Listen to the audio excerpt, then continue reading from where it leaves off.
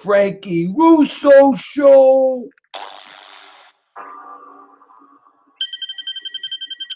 Hey girl, what's up? I know, it's 1 a.m., so what are we doing? Oh yeah, let's totally go to that place. I love that place. Wait a minute. What is that? No, shut up for a second. There's like a light in the sky or something. Oh no, oh my god, it's getting closer. Oh my god, it's gonna hit me.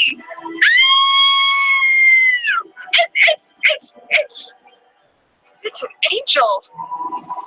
Really? Oh my god, it's Frankie Russo. Oh, yes, it is. It's Frankie. I know. I thought he was a janitor at the local gym too. I guess you're half right. What's up, girl? Oh no! I did it again! I messed up my coordinate system!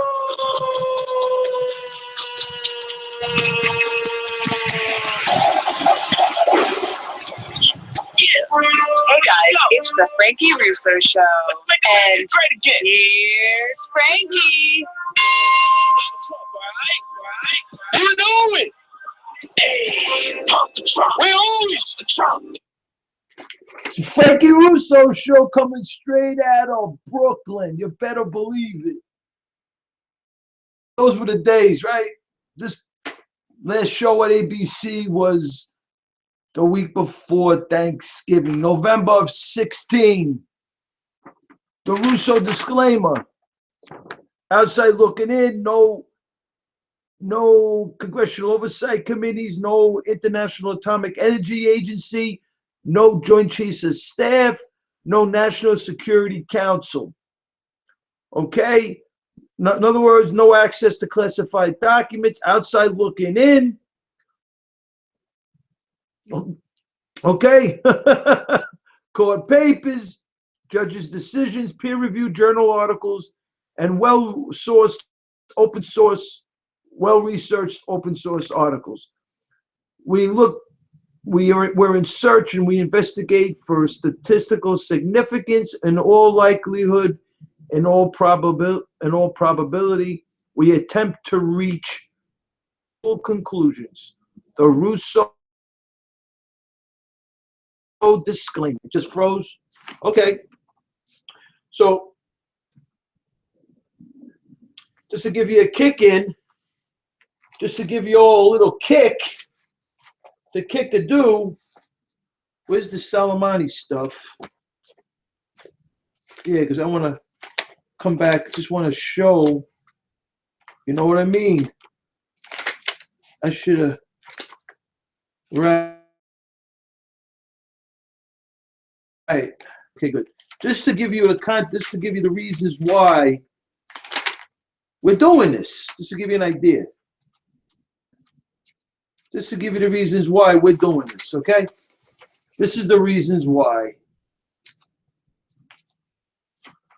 Okay?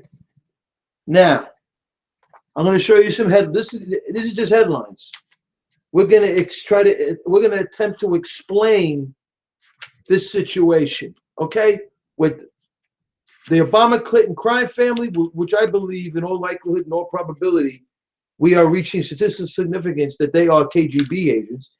They are the Russian spies, not what they're trying to pin on DT, who inherited the mess from Jump Street. And so there, okay? So I got two of those right now. And I got, so we're not even going into the tie-in. So I just want to show you off what's driving us here. What is driving Frankie Russo with this whole thing? What's driving us? You know? You know what I'm saying? Why is Russo doing this? Right? So we got this now. Okay, now.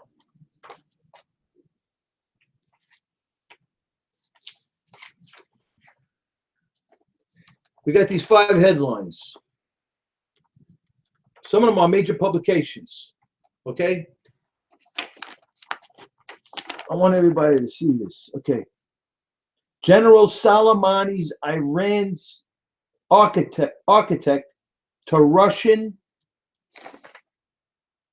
operations in Syria. We've shown in the Dexter Filkins New Yorker Magazine article that General Soleimani is the #1 Iranian operative in the Middle Eastern North African region.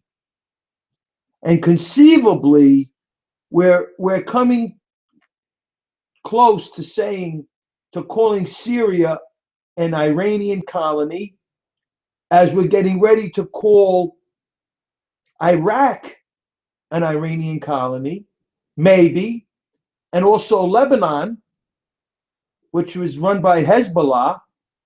At one time, they assassinated the prime minister of Lebanon, al-Harari, and we're looking at Yemen right now. So this is just preliminary. But why is Russo doing this? 18-part series, FrankieRusso.media, America's Team.today, the Obama-Clinton administration in the courtroom of American public opinion is a criminal enterprise.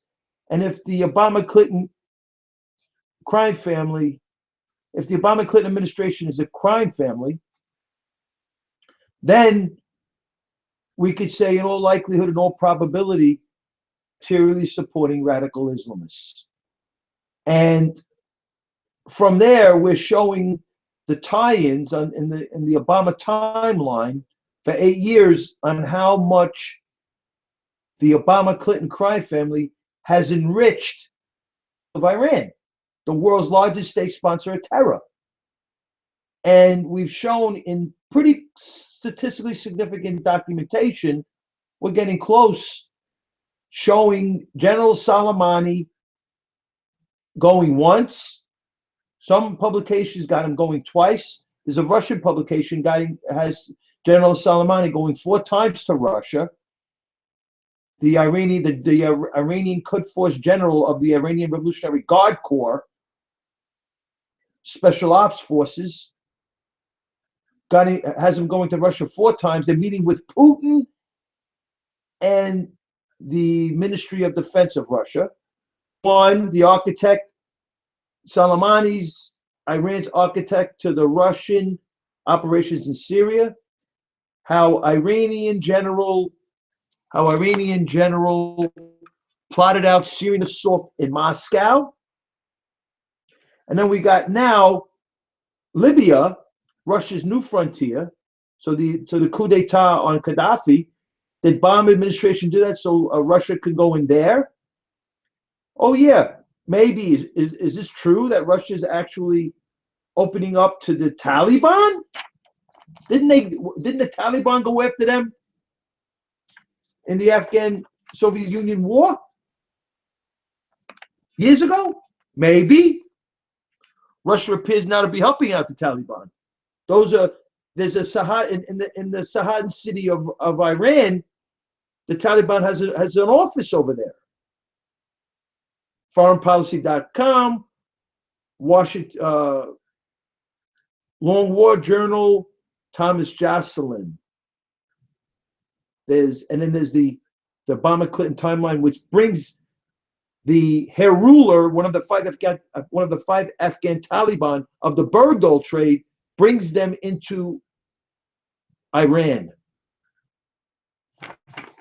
So that's the reason why, because everybody's claiming that with these Fugazi, we got Clapper saying, and former CIA director Michael Mueller's claiming that there's no collusion between the Trump team and Russia, and then we got this Fugazi FBI director, Comey, claiming that there is. Then you look at the timeline, the Obama-Clinton timeline, and you scratch your head. You say to yourself, who's the Russian agents over here? I'm telling you.